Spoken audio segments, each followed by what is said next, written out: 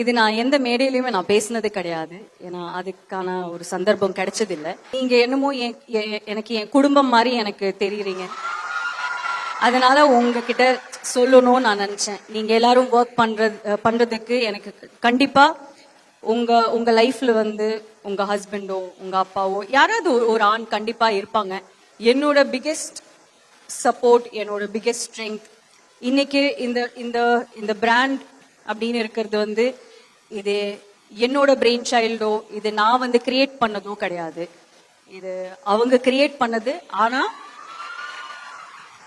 இப்படி ஒரு விஷயம் நம்ம பண்ணணும், நம்ம சோஷியலி ரெஸ்பான்சிபிளா சில விஷயங்கள் பண்ணணும் அப்படின்னு இருக்கிறது கத்து கொடுத்தது, இதை கிரியேட் பண்ணது. இன்னைக்கு இப்படி ஒரு ஈவெண்ட் நடக்கிறதுக்கும் இப்படி எங்களுக்கு எல்லாருக்கும் இப்படி ஒரு ஆப்பர்ச்சுனிட்டி கிடைக்கிறதுக்கும் எல்லாத்துக்குமே காரணம் அவர்தான்.